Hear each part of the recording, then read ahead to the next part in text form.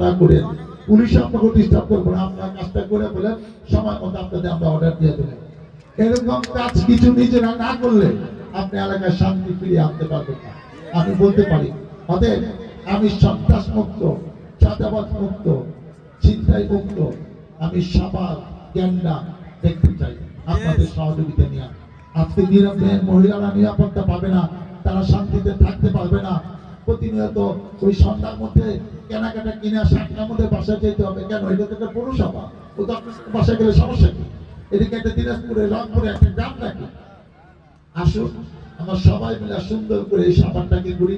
আজকে 1400 ছাত্র শ্রমিক জনতা শহীদ হয়েছে, 24,000 পঙ্গু হয়েছেন, অসুস্থ হয়েছেন, এক হাত নাই, এক পা নাই, দুই হাত নাই, দুই পায়ে নাই, এখনো স্বাভাবিক জীবনে ফিরে যেতে পারে নাই।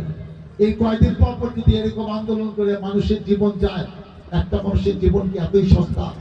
71 সালে আজকে 30 লক্ষ শহীদ হয়েছিল, 2 লক্ষ মা বোনের নির্যাতিত হয়েছিল।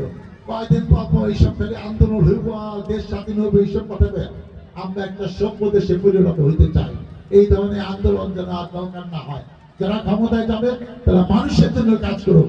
সবাই দোয়া করে যে দলই ক্ষমতায় আসুক জনগণের কল্যাণের জন্য 5টা বছর সময় দেয়।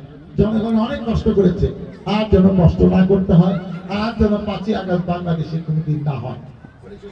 আমি আপনাদের কাছে দোয়া চাই, সহযোগিতা চাই, সমর্থন চাই। আপনাদের কাছে ধানের শীষে ভোট চাই। আপনাদের ভোটে নির্বাচিত হয়ে আমি যেসব সমস্যার কথা বললাম, আরো বেশ কিছু রাস্তাঘাট আছে, মসজিদ মাদ্রাসা উন্নয়ন আছে, শিক্ষা প্রতিষ্ঠানের ভবনের ব্যাপার আছে, সবকিছু উন্নয়ন করে আপনাদের কল্যাণে আপনাদের পাশে থেকে আমি যেন কাজ করতে পারি। মহান আল্লাহ তাআলা আমাকে যেন সেই তৌফিক দেয়। আল্লাহ হাফেজ।